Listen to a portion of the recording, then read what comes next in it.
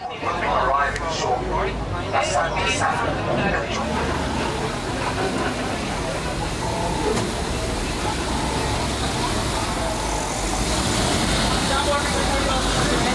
You all ready for a safari? You promise? Yeah, alright. Did you already pick up their luggage, Stuart? No. I know there was 2 weeks safari. Okay, everybody come right on in. We got plenty of room. We're going on safari! Woo! Well, Jumbo, everyone. My name is Timothy, and for the next 2 weeks, I will be your guide throughout the forest and the savannas of our reserve. Now, I must ask again that you remain seated at all times during our trip. The urge to stand up will become nearly unbearable. Just fight that urge. The crocodiles want you to stand up. I don't. You seem like a good crew. Also, it's going to be pretty wise to keep all your heads and your hands outside of, or inside of our truck. Many of our trees do have thorns, and the animals do have teeth, and neither one of those two are terribly pleasant. Oh, someone is not happy.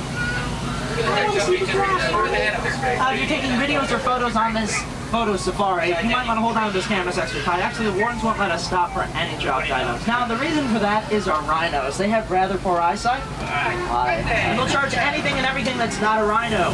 Tim is not a rhino, so hold on to those cameras for me, please.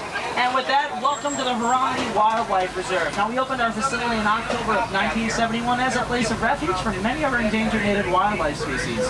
Now, we're East Africa's biggest and best safari company. In fact, 800 square miles with acreage of that size. We have wardens flying on the ground, driving on the ground, and flying in the air to ensure our reserve is preserved from poachers. If at any point in time you see an animal eye, don't just check out these game spotting charts. They're every 2 rows or so, and just feel free to say, "Hey Tim, I forgot that giraffe right over there to our right." There's no giraffe over there, but make sure you have those cameras out, because animals will literally pop out of nowhere, and like that, you can miss a photo perfect opportunity.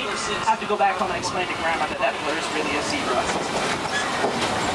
Now, this first area of our tour is the densely vegetated Ituri Forest. Now, many of the animals in this region of the world do have rather depth camouflage, so make sure you're looking at all the bushes and all the trees. Now, those stripes are going to lead you to believe that they're related to zebra, but in fact, the okapi off to your right is the world's closest living relative to the giraffe. Now, they're one of the most recently discovered species. They were only found by scientists from the Western world in 1901. Now, 2 of the features they have in common with giraffes are, number 1, their skull. It's basically the same structure, just a little bit smaller, and their tongue. Same idea, but these guys' tongue are actually still about 1 foot long. Now, off on this hillside, you can see some yellow-billed storks. Now, they'll eat fish, frogs, snakes, and lizards, and every once in a while, they'll eat other birds. Yeah. Now, interesting little tidbit, they will take the nests of other birds. So there's an algebra equation there. A plus B equals other birds. Now, up on this hillside are some brown-striped bongo antelope. Now, the bongo are sometimes called the ghost of the Ituri Forest, but I'm going to stop talking about them because off to your left are the rare and the beautiful black rhinoceros.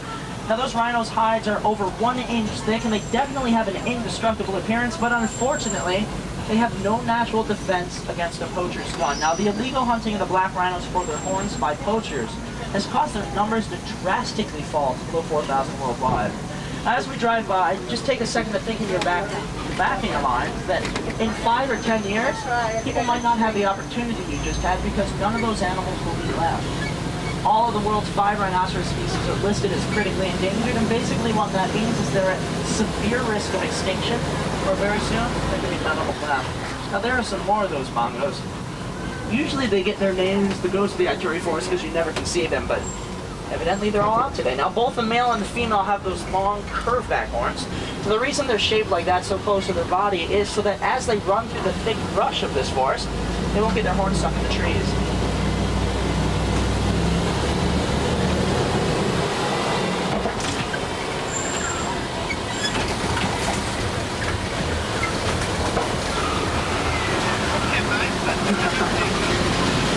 Oh, everybody, that sounded like our lead airborne warden and my good personal friend, so simple one to Wilson. You up? You riding around today? Yes, Chihuahua. And today I have a passenger. Miss Johnson, Okay. my favorite wildlife researcher. Jumbo, everyone. Well, Jumbo, Miss Jobson, guys, we're headed towards Safi River, so if you all have any animal viewing tips, we'd certainly like to hear them. Roy Johnson, Bowen. Will do. Over. Safi River is home to several species of ducks, geese, cormorants, pelicans, crocodiles, and much like back there, off to our left, some Nile hippopotamus. Now, contrary to popular belief, hippos cannot swim. Not at all. In fact, they just walk along the bottoms of these riverbeds. Now, they can hold their breath for a total of 8 minutes, and they'll spend most of their day under these waters. That is, in fact, the easiest way for them to keep those large bodies cool. But each evening, they will come up on land and eat 150 pounds of grass. Also down there are some pink-backed pelicans. Now they are a social hunting bird, so what they'll do is, as a group, they will plunge down into these waters, scare all the fish into the shallower regions, and then swoop them up into those pouches beneath their bills. Yes. Okay.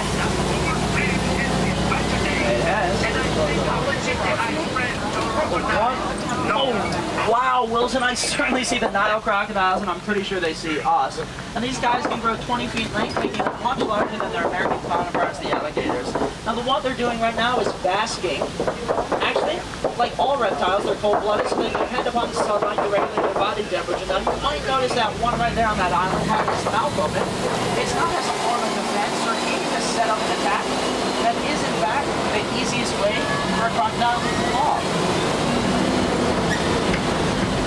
Now, every once in a while, people kind of tell me that I'm a lot like a crocodile because I'm full of hot air. Now, up around this bend is my personal favorite to the reserve, but first, I want to make sure you all get a chance to see our oldest resident, the baobab tree. Now, this tree here is 1,000 years old, which actually is only about half as old as it can get. Now, many of the locals will refer to it as the upside-down tree because, honestly, as you can see, it does kind of look like its roots are on the outside. I can guarantee you that those are branches. They'll just only have leaves on them 2 months out of the year. And this right here, this is that view I was talking about. Hopefully you'll see why I enjoy it so much. Now, the savanna unfolding in front of you is part of the Serengeti grassland system. Each year, tens of thousands of wildebeest and zebra will migrate across this area, and antelopes, lions, and elephants will actually make this their permanent home. Now, this right here is the wild Africa. We're working so hard to save and protect. Now, there's some giraffes over there, and there is, in fact, one right over here to your right. Yes? I see you down there. Where are you? You are in bush country. Drive carefully. I don't want you bumping into my animals. What? You should begin to see Trying to be wide funny now. variety of grass-eating animals around you, such as Thompson's gazelle. This Thompson, Tommies. nobody in Africa calls them Thompson's gazelle. They are Tommies. Yeah, see? Tommy. Over. Oh, folks, I'm not seeing any Tommies right at the moment, but I'll make sure I point them out if and when I do. It seems like most of the animals are off there to our right, so I'm going to head over that way. But in the meantime, I'm going to take this opportunity to talk to you about the very distinct look of the savanna. It's actually brought to you by our resident landscapers, the animals themselves. Now, those trees over there were knocked down by elephants. They actually really enjoy eating seeds, and by the time most of the giraffes and the taller antelopes are done, most of the readily accessible ones are gone. So they use their big brute force and their big size to act like bulldozers and knock down those trees and get to the seeds that even the giraffes can't get to. Now, you can tell how tall the tallest giraffe in the reserve is by looking at where all the leaves on the trees end, so they pretty much determine the tree line. In the meantime, they'll actually remove leaves so light can get down to the ground. Now, from those giant animals to the teeniest, tiniest little termites, everybody out here can make a whole lot of difference. Now, these big cones of earth that are all over the place are termite mounds, and even though they're only made of dirt and saliva, they're harder than concrete.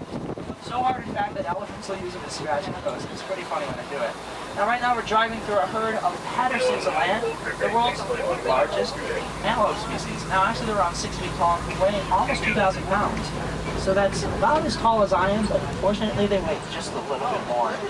After elephants wear down the termite mounts like this one off to the right, antelopes like these will land up crawled on the top and use them as outposts to keep an eye out for predators. These right here are some Ankoli cattle. They're also called Watusi because they are an endangered domesticated species bred and raised by the Watusi tribe of East Africa. Now, those horns on their head are, in fact, the biggest in the entire world. They're anywhere from 5 to 6 feet long and can be 20 inches around at the base. Now, a lot of people like to compare them to the Texas Longhorn, and even though they are distant cousins, not everything is as big in Texas as people like to think. They're actually bigger here in Africa. You're going to hear me use words like biggest, largest, tallest, heaviest. It's actually amazing the number of records the animals can take Now this absolutely adorable little guy with the dark stripe, that is a Thompson's gazelle or a Tommy. And though he might look like a baby, he is in fact a full-grown adult. Off to your right is that reticulated giraffe, the world's tallest animal, reaching anywhere between 18 and 20 feet in height. Now they get their name from the Latin word reticulata, which means netting, and if you look at their fur, it does kind of look as though someone's thrown a white net over their bodies. Now there are some more of those Tommies. They are adorable, wrapped in cube with a bow on top. They're just, oh, I want a pet Tommy, and I'll name him Frank. I can't name him Tommy. I mean, how confused are those poor Tommies? Hi Tommy, hi Tommy, hi Tommy, hi Tommy. They're just adorable.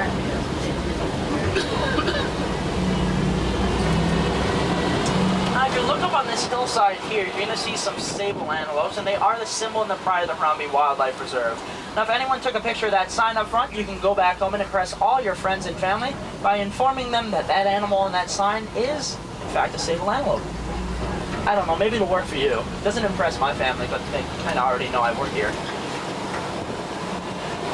Now, under these palm trees on that island out there to your right are two species of animal. There's the gray white-bearded wildebeest, and each year they will move in a single herd of 1 to 1.5 million, making their migration the largest venomous species in the entire world.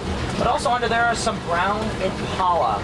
Now when fleeing from predators like cheetah, the impala will jump over 30 feet or the distance of this truck in a single leap. It's amazing when you see them do it too, because they're just flying over this crap. You can cross the entire thing in like 2 minutes flat. Now sometimes up around this bend to the left, and I kind of throw an emphasis on the word sometimes, we can find the world's largest monkey, the mandrill. Now if they're out today, pay special attention to their bright coloration. They actually use it as a form of defense and to determine their status amongst the group. Now mandrills are a social primate, so they'll actually feed, groom, and every once in a while play their favorite game, everybody hide together. Which is probably what they're doing right now. And it kind of looks that way, but that's no big deal. We'll just head on into elephant country. So symbol 1 to Wilson. Have you seen our two most famous residents, Big or Red, today? Over. Copy, Wilson. I have not seen them today. Try the red clay pit. Red, please. Big Red is the elephant's matriarch of the reserve's herd.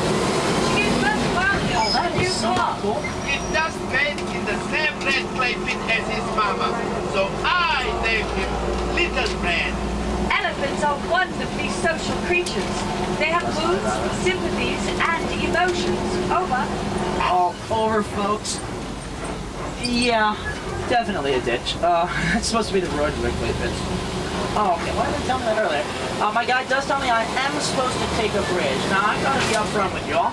This is only my second week, so technically it's only my second safari. And in that short period of time, I've learned never to trust these bridges, and this one doesn't look any different.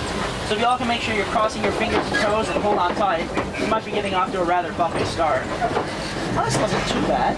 Oh, hold on tight, everyone. Ooh. Yeah, someone back there didn't cross the toes. Now, Wilson, this is symbol 1 again, and we're actually pulling into the red clay pits, and I see some tusk marks and footprints, but there's really no other signs bigger than a red. We're going to look for them over at the watering hole.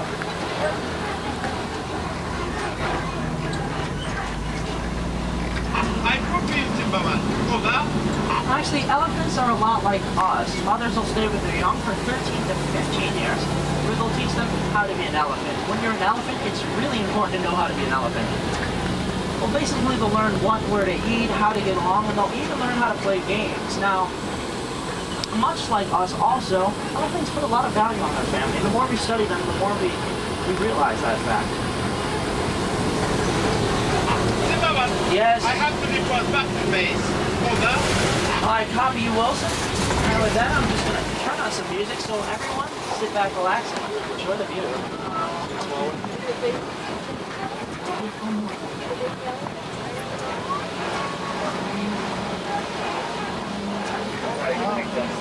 Now that little guy right there is actually one of the reserve's 3 juvenile or baby elephants. Our most famous is Little Red. Actually, you can see the other one. There's some little tiny feet back there. Now, elephants actually have rather sensitive skin. He's trying to hold that branch up. Did you all see that? And so they can't run off to the store to get sunblock, so they'll actually use mud or dirt as a form of sunscreen. Big and Little Red use that red clay from the red clay pit, so they kind of have a red hue to them. Still haven't seen them yet. Now, off of this water right here to your left are ducks. African ducks. That's we're in Africa. No, but seriously, up here in this lagoon are some greater flamingos. Now, though they might be the greatest, they're also the least pink at the exact same time. Hello. Now, they stand on one leg to tell the difference between the males and the females. But the guys always like to think they're right, so they stand on their left leg.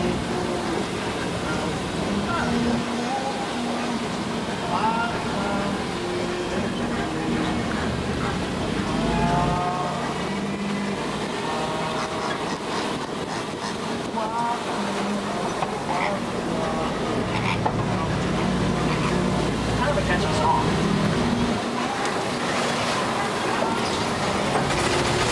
Oh wow, some orange up ahead. Come in, please. This is Symbol 1, Wilson, over. I got a report about a suspicious jeep near Gringo copies. Keep a lookout for it. 10-4, I'll actually head over that way in a second. I'll get back to those orbs in a second. Now, I want everybody to look off on your right-hand side, because coming up these bushes, and you'll just barely be able to make them out, there are some white rhinoceros back in those trees. Now, it is a particularly hot day, and just like us, they're just trying to stay cool in the shade. Now, those scimitar horned oryx, those white and brown animals, actually get their name from their horns' resemblance to the Middle Eastern scimitar sword. Now, sometimes from the side, hopefully you get a chance to see it, it looks as though they have a single horn. In fact, many historians believe that those animals right there are the origins of the unicorn legend. And with that, we're going to head over to the copies. Suspicious-looking jeeps are never a good thing.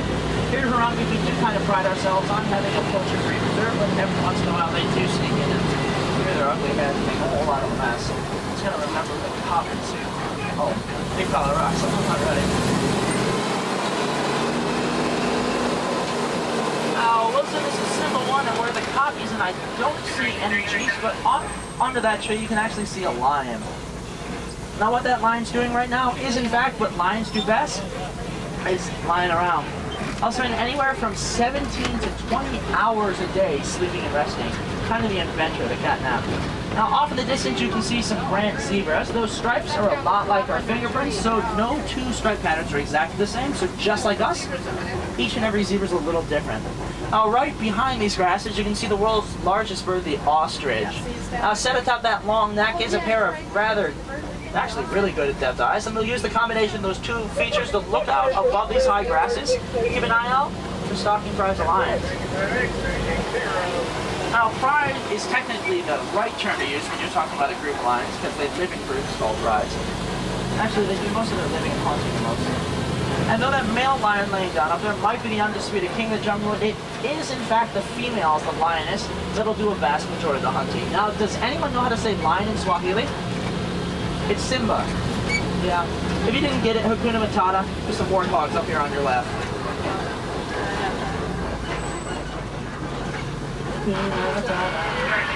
Calling Walter Mutua, over. Mutua here. There are ivory poachers in the reserve. They shot Big Red. She is wounded. What's that? Magadi God. Okay, you head there. Roger. Zimmerman, Yeah. must stop the poachers. Okay. I am landing at Magadi God to block off the east end. All right. If you come in from the west, we can charge them. Please, Symbol 1, we need your help. Well, everybody, it sounds like we can make a real difference here and help stop these poachers. Are we all in? Yeah, all right. Well, then, Symbol 1 to Wilson. I do have a truckload of people who are going to give you a hand. I'm headed towards the west end of the reserve. Now, I got to jump out and grab this gate, so somebody keep an eye on that ostrich for me. Oh, Wilson, it looks like the gate's already been smashed in. We're going to head on out with these poachers in chase. Just hope we're not too late. Keep going, Zimmerman. We are landing now. I don't deal well with under pressure. Hold on tight, everyone. Now, Wilson, I just left the reserve and I'm already lost. Where are these guys? Zimmerman, we spotted the poachers. Head east. Force them towards us. All right, I'm heading west. wow, this was a wrong turn. We're in Africa's Rift Valley, and this is not somewhere we want to be. I'm going to try to get us out of here as quickly as I can. Everyone, make sure you're holding on nice and tight. Wilson, I think I found the poacher's camp up ahead, but... Oh, no. They already got some elephant tusks and rhino horns. But at least seems to me like they got out of here pretty quick. We might actually be chasing them like you.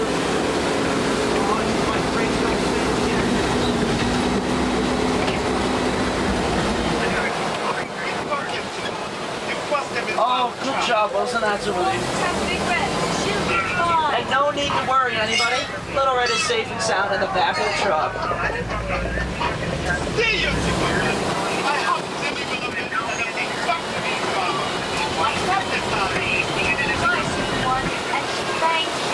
And a Santa Sana to each and every one of you. In fact, you all deserve it. Give yourselves a round of applause. Yeah, good job, folks. Oh, I'm going to be bragging about you all until I'm blue in the face. Whose truck stopped the poachers?